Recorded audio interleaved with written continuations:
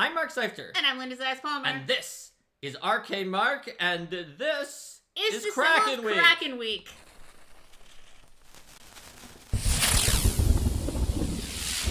Hello, everyone. Hi, welcome to Arcane Mark. Like every Kraken Week episode, we are going to tell you what Kraken Week is. Why is this logo here? Kraken Week is kind of like Shark Week that had like a whole week on the Discovery Channel for sharks, except in this case, it's for aquatic, underwater, and maritime content in tabletop RPGs. So today's episode, we're going to be building a hazard, but since it's Kraken Week, this is going to be a hazard that fits within the theme of Kraken Week. Normally, we will build a hazard with any concept that is typed in in chat and voted for. But this week, you need to type in a concept that is based on the Kraken Week theme, and we will vote only for those that are based on the Kraken Week theme. So I'm seeing that we already have two ideas in chat that fit with our theme. We have an underwater volcano. That's definitely one. That shoots lava bursts. Was that? Let me check after I... thank you so much. We just got a hype train, and Mark is putting in some channel XP for folks. Yes. And underwater volcano shooting lava and hot gas bubble bursts. We have a haunted shipwreck that tries to eat you. And we have a hazard that freezes the water around you and perhaps your party as well. So we got the hot, and we've got the cold, and we've got the haunted. Lots of great ideas in there. So yeah, this is excellent. So we've got the haunted shipwreck that tries to eat you. Matt Guy, thank you so much for gifting a sub. And we've got the hazard that freezes the water. So freezing water hazard. And it doesn't have to be about krakens. It just has to be about aquatic adventuring all together in any way. And I've put those three in here. I'm going to keep allowing people to have a little more time if they want to put in their votes as we continue with this hype train as well. Or not votes, but like ideas for hazards. Yes. All right, I have not seen any new hazard ideas in a minute here, so let's put that in for the vote. Boom. All right. Vote for your favorite. Vote for one of the underwater volcano shooting hot gas / steam haunted shipwreck that tries to eat you and freezing water hazard. All two right. votes for two, one vote for three, one vote for one. Spread out, but the haunted devouring shipwreck is currently in the lead. Ooh, another vote for the volcano with the phreatic explosion underwater. So that is now a tie between the haunted shipwreck and the volcano. For now, anybody who votes could cast a tie-breaking vote between the volcano and the haunted shipwreck. Otherwise, we will the winner will be a D6 will determine. Because I think they're different enough that it would be fit with our thing. Sometimes on this channel we try to combine the two of them, but these are just too distinctive of ideas. They're also both big enough that they will fill the entire space. Yes. Because, like, in theory, you could say it's an adventure encounter area that has both of those hazards in it, like Malachi Dave did, where there's a haunted shipwreck and there's also steam from the volcano. But I think that they would still be separate hazards, even in that situation, if they were an encounter, if both hazards were in the encounter at the same time. And Rico said one of them could be simple and one of them could be complex. That's definitely true. So, for instance, the volcanic eruption could be a simple one. And then the haunted shipwreck is a complex one. The shipwreck could just be continually going. Yeah, you know what? I don't think it would take that long to make an underwater simple hazard. So why don't we just do both? Okay, in honor of Kraken Week, we're doing everything. Yeah, let's do it. We're just doing them separately. Each sold separately, batteries not included. All right, so we're going to do a simple volcanic explosion. Oh, and there is a comment you can combine 2 and 3 if it freezes you. If the devouring ship freezes you as it eats you. Yeah, or maybe with the devouring ship, like its initial manifestation freezes the sea and then it like eats you. That way, it's easier for you to be eaten. Yes, because it's going to be harder for you to move. Frozen food. All right, here we go. All right, so let's do this then. Let's start with the simple hazard volcano as a warm-up. Yes. So we want to think about what level of a hazard this simple hazard volcano is. To start with that, we should consider a few facts. Fact number 1. The spell Volcanic Eruption is a 7th rank spell. Okay, so that's like a 13th level-ish for when that might happen with a hazard. Ish. It doesn't have to be exactly the same as the spell. Then there's also the Volcanic Eruption environmental rules, which say that things like lava bombs might do at least moderate of both bludgeoning and fire damage, and then like these lava flows are ridiculously deadly. And, if you go into them, where you does take moderate massive in amounts of those damage. fall against the? If you have moderate of both of those, how does that fall against the hazard damage per level? That is exactly what I was going to look at. So double moderate would be somewhere in the major, and in terms so of 8d6 to 12d6. in terms of the hazard damage, if you were just going to do a lava bomb, which to be clear is way less than an entire volcanic eruption, but that's about the minimum effect that the volcanic eruption can have. And we're looking at the then simple damage. That would be somewhere in the range. So 8d6 is like 28, and 12d6 is like 42. Yeah. So that's going to be somewhere in the range of a 4 to 8 for just a lava bomb. But an eruption is probably going to be more than that. So I think that it's got to be above the 4 to 8 And Ashton Mitchell said that if you were very far away from it, that it could also be lower. That's true. If it's kind of like the outskirts effect. The hazard of not being that close to it. Whereas the hazard of, hey, it erupted right by you is probably pretty high level. Rohit suggests 12 to 15, for example. And if the entire, like, steam vent and the rising magma that probably, like, the water cools it down, a giant steam, and then it becomes rock and, like, all of that seems very dangerous. So definitely I think that is a good guess. What levels do other people think? Just put them in chat and we'll figure it out from there. And Malachi Dave says it might move you. Yeah, it definitely shoves could. Shoves you back. The pressurized steam could easily push you a significant distance when you're talking about an underwater volcanic eruption. So, does anyone have any other thoughts about the level? I think that the level range that that Rohit gave is pretty legitimate for a level range as well. So we can pick somewhere in the middle of that. Let's go with 13. The exact level of a wizard casting volcanic eruption spell. So we have a level 13 simple hazard. So when we're talking about hazards, one of the first things to look at is, we know it's an environmental hazard. Yes. So what is going to be our... Well, because in that sense, we are looking at, is it an environmental hazard, is it a trap, or is it a haunt? And this is definitely an environmental hazard because it represents a natural feature of the environment. That is right. So it is a simple 13th level environmental hazard. Great. And you also know with hazards that you're generally going to have a stealth DC and a disable DC, and you're probably going to want one of those to be particularly difficult when it comes to a simple hazard, so that you don't just like notice it and get rid of it easily. So there's 3 things: a stealth DC, a disabled DC, and the actual DC of the hazard. Yes. One of those is supposed to be extreme for a hazard that represents this is the challenge that's going to make this very dangerous. Now, like Linda said, usually one of the ones that is extreme is actually the stealth or disable, because otherwise what you've created is one that's relatively likely to be found, relatively likely to be disarmed. But if it actually goes off, that's what is deadly. That is still a reasonable thing to do in some cases, and maybe for a volcano, that is how it should be. Where it's I would say that for the you can sense it coming. I think that for a volcano, having really bad stealth being really obvious makes sense. I could see either the disable or the effect DC being the extreme one here. The disable DC being like, oh my gosh, how do we even stop the volcano? Or the effect DC being like, oh my gosh, how do we even resist the volcano? That's right. So I could see either of those being high.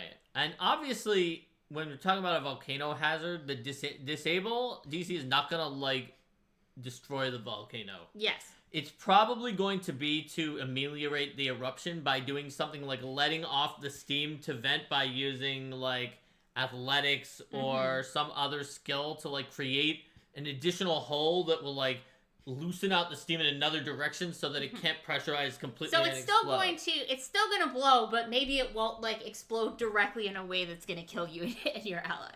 So I think that while the lowest of the low DCs for level 13 is 29 for stealth DC, I think that this stealth DC should be even lower. It's not as low as you might think because it is all happening underground and you might not notice the signs of the volcano. So it's not going to be as obvious as like that orb of Ravagug or whatever it was. The orb of Ravagug I created that was like DC 5 because it's just like standing right in front of you being a giant orb of Ravagug. An arbitrary child in the street is going to notice that. Let's make it DC 20 stealth, which is just so absurdly easy for a level 13, but it does mean like really low level people who don't know what they're doing in perception might not notice the signs of it. But if they're good at perception, even a first level character. There's mention that this could be gas or steam plumes, so we can put that in there as a note of like that's what you notice. To notice gas or steam plumes, or the ocean floor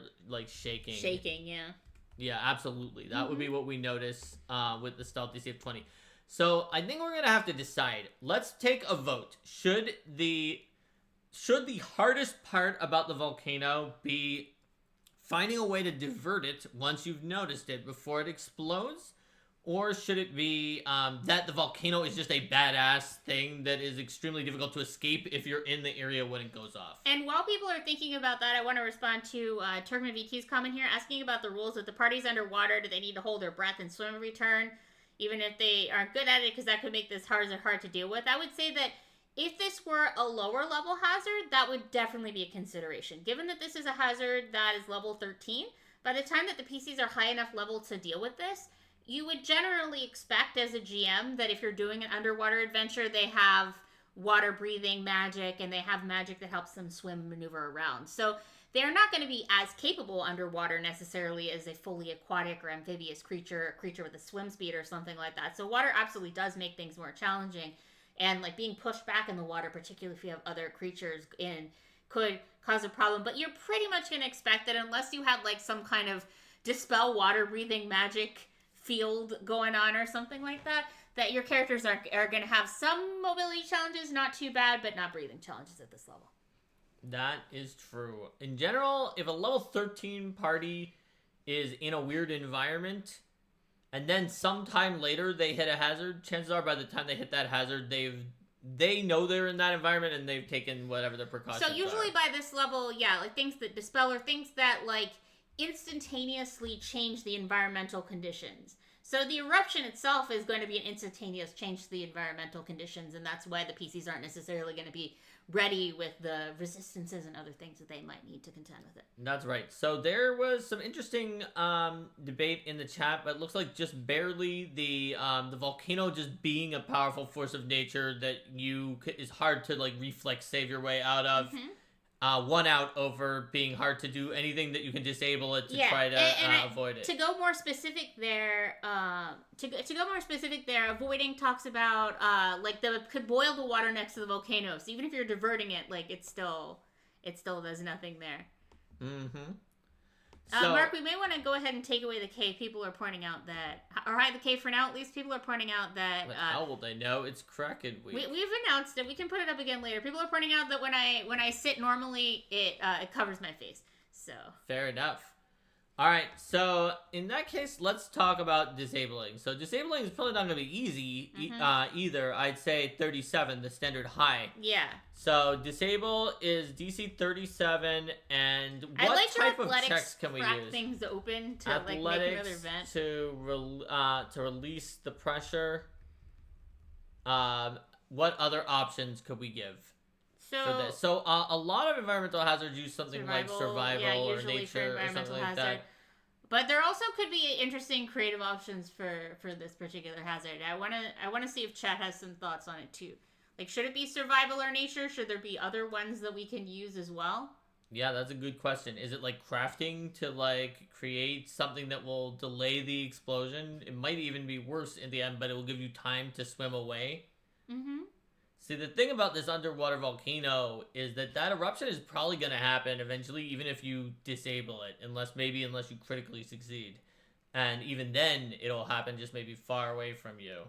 Yeah. So really what you're talking about is making it, ameliorating it, or making it so that it doesn't really hit off to near where you are. It could just saying to put in, like, nature or survival. Yeah, okay. So. Let's try survival, because, like, building a shelter and taking refuge against the, against precipitation and other things like that are in there. And this is a obviously far more extreme, solution of that. And Rowan talks about, depending on the origin of the volcano, is it purely natural or the result of some kind of meddling? So I think, how about we include both survival and nature? And the survival is more about the building a shelter, but the nature is more about the fact that this is actually some kind of upwelling of primal magic going on here that you have to contend with. Sure. Based on that idea. So we will say that it is DC 37 survival or DC 35 crafting, to sort of craft a sort of, what would we call it here? It's something that will help you to delay the volcano so you can escape. Yeah. So craft a delay in the eruption. And then the last one is maybe DC 39 nature. To what would it be? How is this actually helping us that we understood the volcano? Well, I was thinking at that point, are we like, is that going to be kind of like counteracting the magic in some way, almost of the volcano, or like trying to redirect it in some way? So I think that craft and survival is trying to redirect some of the energy and the pressure of the volcano in a way that will slow it down a little bit. It's similar to athletics, just really in a different, without smashing it with your hand. Oh, Plane of Earth lore. That's fun. There you go, like Plane of Earth lore, or Plane of Fire lore, or one of those things. But probably Earth, because it's like molten Earth. Or I'll make it lower. It should be lower for Plane of Earth, yeah, because it's more specific. To understand the volcanoes, flow and find a safe place to evacuate. Yes. All right, so those are the 3 disables that we have here.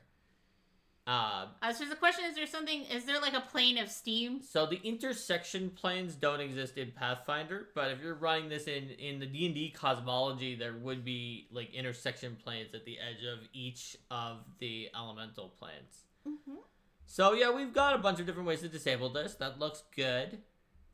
Do any of these ways require us to have a proficiency rank above trained? Keeping in mind that master would be a not unreasonable thing to have on some of these because of the level. I would say that you gotta be master in nature or plane of earth lore if you're going to be like, oh yes, well, I just know enough about volcanoes to know where it's safe from this volcano. That seems very difficult. I think the crafting may also require a slightly higher proficiency. Crafting or survival probably is expert.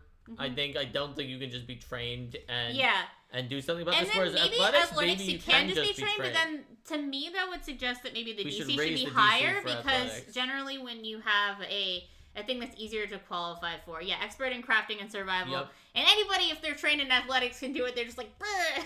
Raw smash! Raw smash! Alright. So, it looks like... facts about, scientific facts here. Water causes magma to cool and solidify much more quickly than terrestrial eruption, often turning into volcanic glass. Below ocean depths of around 2,200 meters, 7,200 feet, where the pressure exceeds the critical pressure of water. It can no longer boil and become supercritical fluid. Okay, so I think we're going to say that it's not below 7,200 feet, so we wouldn't have to make it turn into a supercritical fluid. I think also it's probably more widely useful if it isn't quite that deep, because a lot of underwater adventures might take place in depths that are more like the depths where you would find that you would be going into a sunken shipwreck or things like that. And now that Dave pointed out that if you critically fail on those crafting, survival, or athletics, it can cause a blowback. Absolutely, that would be where you critically fail, and that sets off the hazard. Yeah, 100%. I can see also like For things like that, when they have like a more complicated scientific path, I usually try to go with a thing that either is a little closer to my understanding or like take some time to research the way that the other thing would work, and like what would coming in contact with a supercritical fluid do to you compared to coming in contact with boiling water. Right. So I don't think we should put defenses on this, because at worst it would just be, what are the defenses of the ground that is stopping the volcano from erupting, and if you damaged it, it would just erupt the volcano. You can't just defeat a volcano by smacking it with a greatsword. Like, that's not how it goes. Volcano smash! But now we have its offense. Now we have the offense. So, this is level 13. It could do 64 damage if that was all it was going to do. And we're using the EDC of 37. But I think we can do other things that everybody has been mentioning. So there was that mention of that area that's around it, whether that's boiling water or supercritical water, that's just a region of fire damage. So I can see having, like, the region of fire damage, and then some other things we might have. We might have, like, if we have explosive material, like hot water damage. So if they're talking about damage over time before the eruption, so that would imply that, like, the area itself was hazardous terrain. So if we wanted to do damage for a while and then a bigger eruption, that would be a complex hazard. But when we started this decision to build two things, we decided it would be a simple hazard. So it's gonna have to do one thing. And at 13th level, if the one thing it does is start by doing mild damage and then only a while later does it do actual damage, I think that the pieces are just gonna leave. So I think we have to go out in with a bang for this, even though that does make sense overall as something that could happen as a complex hazard. If you wanted to make this a complex hazard, which we are not going to do. Well, it could potentially deal persistent fire damage if we wanted something over time. Oh, we definitely could do to keep that persistent damage, but I think I think that we're not mirroring that effect because we're doing the eruption right away. And so it's definitely going to erupt. We're already giving them a 1-round grace period, which maybe they could have left the area, but we're going to say it's an enormous area. Yeah. That's why you probably wouldn't be able to escape unless you use that nature plane of Earth lore to go to the correct direction, or you diverted it for a little bit to get a little bit of time left. So what could be the radius on this thing is obnoxious. It's going to be like in the hundreds of feet then. Yeah, like how big are some of these volcanic eruptions? How big is an underwater? How big is an underwater volcanic eruption on average? Let's ask the internet. I'm sure it'll tell us the truth. Let's see. They're talking about how big are underwater volcanoes? Maybe that one there. Let's see. Some of them rise at 3,000 feet, but above that doesn't the sea say how big how is the wide active eruption area. Eruption area is. I'm not really seeing an example of that, but there's sometimes like very large number of cubic meters of expelled material at the very least. So should we call it 1,000 feet? Yeah, let's just say it's a 1,000 foot. This may not be every spot where the eruption is happening. This is one of them. So this is all creatures and objects in a 1,000 foot radius emanation take.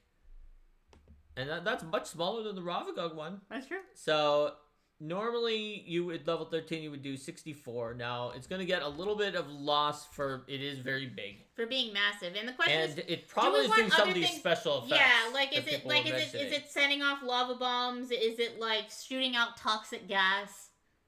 That means that even if you're breathing water, like the water that you're breathing is toxic. Yeah, I'm not sure how those bubbles of toxic gas work underwater. That's a very good question. So I will start by just putting in some amount of damage as a placeholder. Let's see, 14d6 will be 49, maybe 15d6. Fire damage from the steam, from the pressurized steam, because it is high pressure and not too high to stop it from boiling. And are knocked back 100 feet on a failed save. 200 feet on a critical failure. 50 feet on a success. And nothing on a critical success. Getting knocked back might be better. if you made a complex hazard version of this. Yes. So it deals 15d6 fire. It knocks you back by like a massive amount, and it's leaving like it sounds like that the magma just transforms into volcanic glass.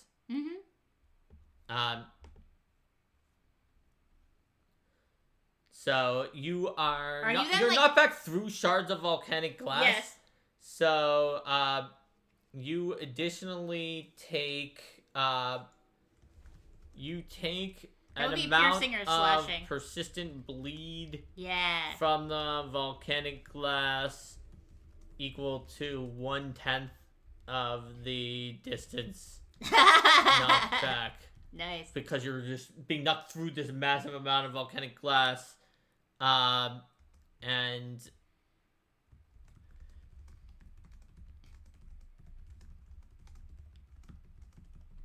may the ocean gods be with you if there are sharks around. You're bleeding a lot. Yes. So yeah, I think that's about what this is gonna do. Just a simple giant volcano. So if we were to make this into a complex one, ongoing effects could be like the hot water before the eruption. Before that, you could have like poisonous gases that were going on. You could have more. You could have sort of a more stretched out phase of attacking. It could be like shards flying at every creature in the area, or some number of creatures at random in the area, or things like that. That's right. Kraken week. Kraken week. There's a mention in chat that if you were on the surface, maybe like a profession sailor, sailing lore check. Yeah, something like that could help potentially. You I would definitely allow that for surfacers because 1,000 feet might be able to make it to the surface. That's true, and then that could definitely sink your ship. It would. If it knocked your ship and it pushed it like hundreds of feet into the air, shuts your ship and blows your ship up, and then you just drop into the hot water, it would not be a good time. It would be very bad. Yes. Also, and all the non-adventurers would die. Correct. From 15d6 fire damage. It's a bad situation.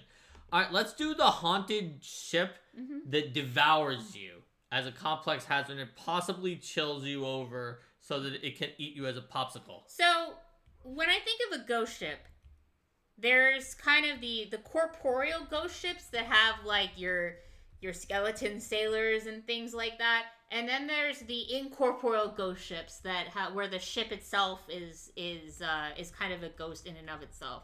And I think that whether it's a physical ship or a like incorporeal ship is going to impact the theming and the feel and how we do the mechanics for this guy. So the thing we voted for was a haunted shipwreck that tries to eat you. So it is a physical shipwreck. Right. And the haunt in the shipwreck tries to eat you. Okay, so if we go strictly by the as written concept. So I guess then is the entire ship trying to eat you, or are you on board of the ship and ghosts on the ship are trying to eat you? I think either way, it's the haunt that's trying to eat you, but it may be that the haunt creates mouths on the ship that eats you. The closer the haunted ship gets, its presence slows and potentially eventually freezes you. I think that you're potentially on the ship because it's a shipwreck. Like, you're inside of it, and you're already inside of it, and it wants to devour you. So it's a ship, the ship eats you. So then in that case, though, but I like this, the closer you get. So, maybe there's some kind of, haunted heart of the ship. Yes. And the closer you get to it, the more you get messed up by it. The colder it is, but that's the only place where you can disable it. Yeah, that's a cool thing that you see sometimes in haunts where it's you can be exposed to the haunt in different places, but you can't actually really disable it properly until you get to the core. I agree. Kraken week. Yes. All right, so like a really ship eats you, like a really large ship. Indeed. That I think would work well. So let's figure out what level this giant haunted ship's haunt is. We're calling it the Hungry Haunted Shipwreck, a complex haunt. So if I see slowing and potentially eventually entirely freezing you is a concept in here, that says some things to me about what level this is. So the fact that it needs to slow you and freeze you over time before the ship can devour you says to me that it's not at the top tiers of danger, because otherwise it could have just eaten most people without needing to go through that whole process. Yes. But generally, slowing is not something that you would see even coming on board at the lowest of levels. Exactly. Particularly not in an area sense. That is going to narrow us down a bit in terms of the levels. Oh, I see a how to remove the haunt for good. The haunted ship was taken down by a Kraken. It is in 2 pieces. The pieces have to be put together, have been put together by ghostly energy that makes it chomp chomp. So this ship was sent to its watery grave by a Kraken. That can definitely imply how you put it to rest. That's right. Maybe if you defeat the Kraken. Yes. So it looks like it's a level 8 is a suggestion from Rohit. Does anyone else have any ideas for what level this complex haunt could be? I think level 8 is very plausible. Yeah, level 8 totally works. It's beyond the level where just like a slow effect could exist, especially since it is a complex haunt, so it is taking its entire experience point value for its level. Of course, defeating a Kraken, if you needed to defeat a Kraken to like make the haunt go to rest, will needless to say be a difficult challenge. This is a level 18 creature. Well, maybe we can say you don't have to be able to put the haunt to rest right away after the first time you encounter it. Yeah, I could also see like it was sunk by a massive sea monster. And then the GM could use a different sea monster that's lower level and a little more approachable, and you could totally use Kraken if you want. We're talking about like big things. Suplexing the Phantom Train with Sabin in Final Fantasy VI. Absolutely. So, alright. So we have an 8 and we have a higher than 8. Alright, we're doing 10. Alright. That is higher than 8 by 2. Sounds good. We're doing a level 10 complex haunted shipwreck. Its type has already been defined as haunt. It is definitely a haunt. So the question is it subtle and you go into the shipwreck and you very unlikely to notice it? Is it very hard to disable? I'm guessing it's not, because you have to get to the haunted heart of the ship, and once you get there, it shouldn't be hard to disable, or that's a huge pain. But I'll let people vote for it in chat. Or is it, like, irresistible in the sense that it has just this really, really nasty DC on all of its effects? I think it's probably subtle, but I'm willing to accept any idea that people might have here. Yeah, haunts, like, definitely often lean towards subtle, unless they're like, ooh, when you first get there and you have, like, the ominous mist and things like that. But you can sometimes have the ones that are more like, this area is overtaken by ominous mist and things like that. But I feel like, folks in chat are agreeing with the same thing as me. You look for the treasure chest, and then you get eaten. And then you get eaten. Absolutely. Yeah. So that's going to be stealth DC 36. It's subtle so that it'll lure you in. But stealth DC 36 to notice a strange chill. And pangs of hunger. I'm going to guess, because of the reason the ship tries to eat you is that the crew died of starvation because they didn't have enough food. And while it was adrift, the Kraken just snapped it in half. Yep. Specifically because it tries to eat you, I think that the ghosts are hungry. Yeah. I could also maybe to be put to rest, you have to, like, feed the ghosts of the ship the Kraken that destroyed their ship when they were already, many of them were dying of starvation. And then they, like, eat the body of the Kraken's meat. Only the skeleton is left of the Kraken, and then they're satisfied. Yeah. There could totally be a ghostly sea monster on the ship. Absolutely. Yeah, or just a legitimate mimic who has decided that since the hungry ghosts don't really eat the people that they put in there, they just sort of do, but, like, they leave the food, but maybe the mimic, like, scavenges them. People was, like, Ashimento was saying, like, start subtle, the more you explore, the closer you get to the source. The cold effects in the ship itself are trying to, like, kind of pin you down like an animated object. Yes. So this to me, what that to me actually sounds like is that you have a multiply haunted ship.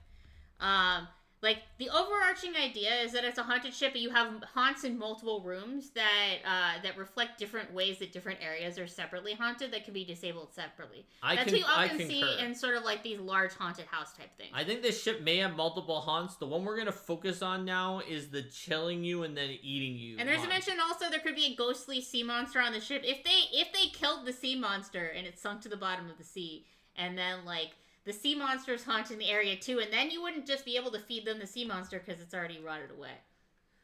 I think that's right. So let's see. For the disabled, Barrett's asking how are we getting the DCs? We're using the building hazard rules from the GM core / the game mastery guide. They have guidelines for different types of DCs by the level. So the general guidelines are that for you should use the extreme column in the chart for one of these, usually, and then you're using one of these three things: the how to disable it, the how to find it, and the how tough it is. So that's what we're looking at: is what are those values? Yes, because the thing is, the high DCs for hazards are like a somewhat tough but fair value that the pieces are probably going to exceed. So if the stealth is one that the pieces are probably going to exceed, then they'll find it almost certainly. The disable is one they're probably going to exceed. They almost definitely won't critically fail to disable unless they roll a nat 1, and that means they won't set it off from that.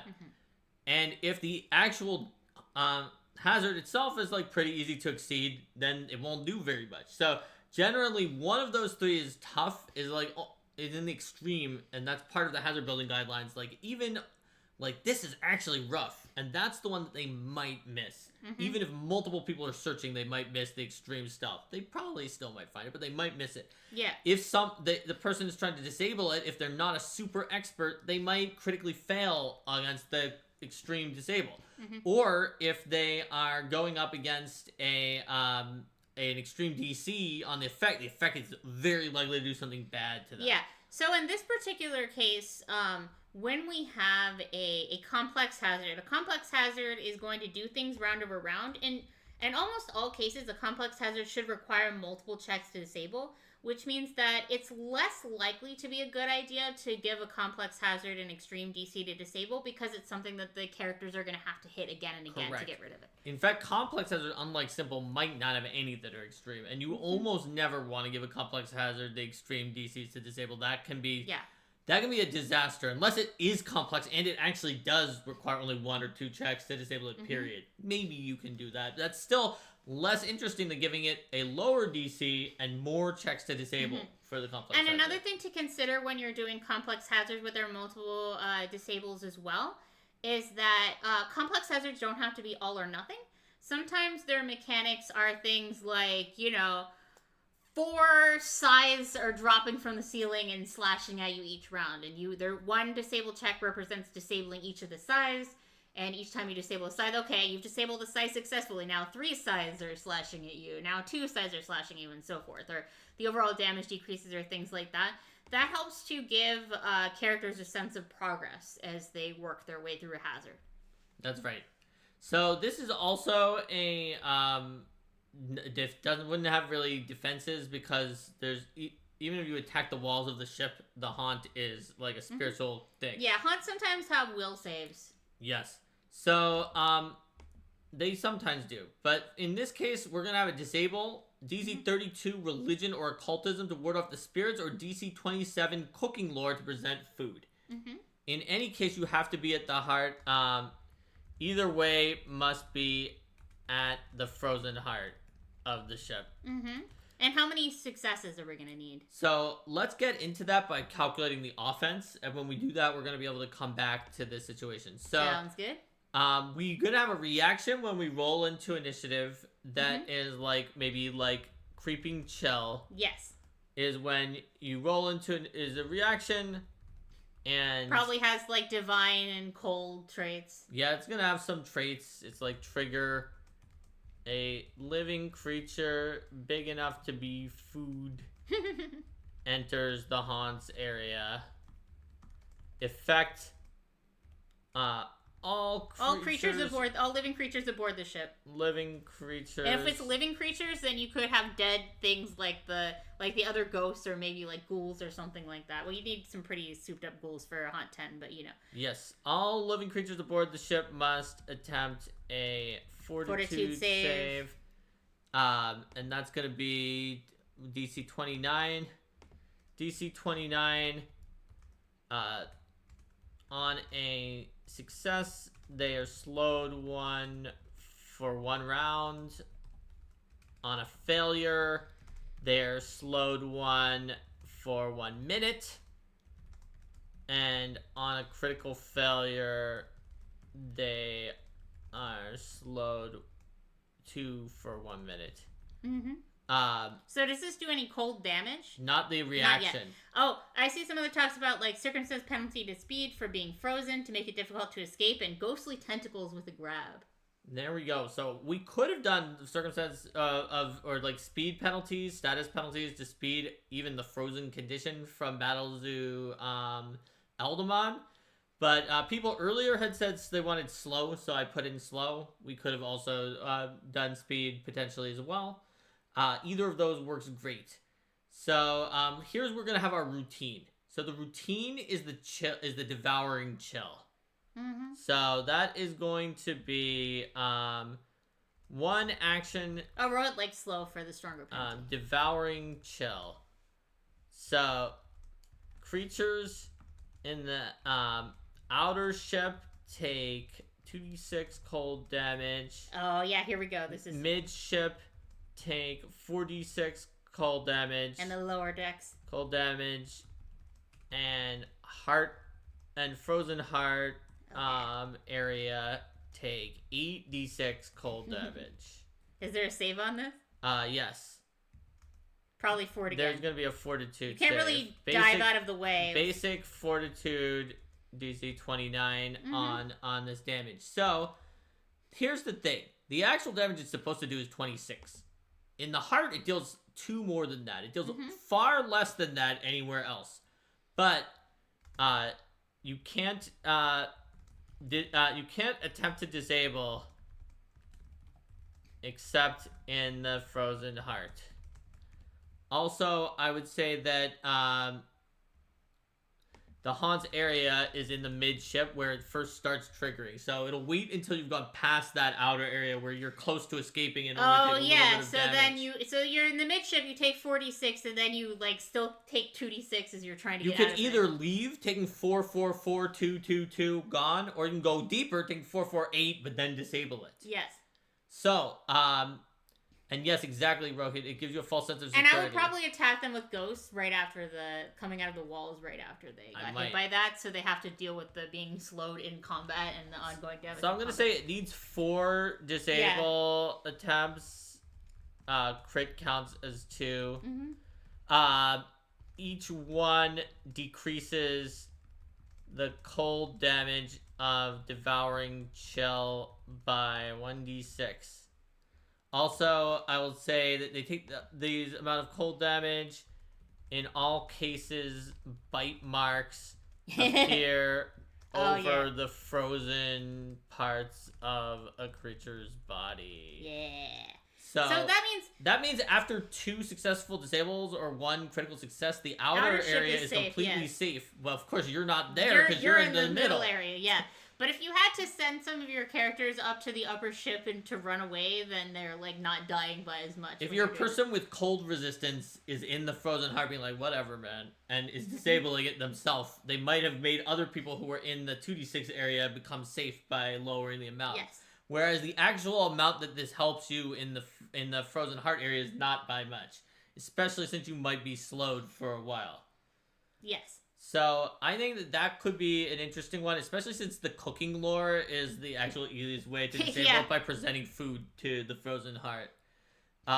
Religion and occultism, 32. Cooking lore, DC 27. Religion and occultism, you basically always see at haunts. They usually work, but it's just how you roll. Cooking lore 27 is just going to help. So I think that has created both of our hazards. And it got into the idea of freezing as well. Absolutely. From the other idea that did not quite win the poll. That's right. So with that, let us say goodbye to YouTube. Bye, YouTube. Thanks for joining us for our Kraken Week special.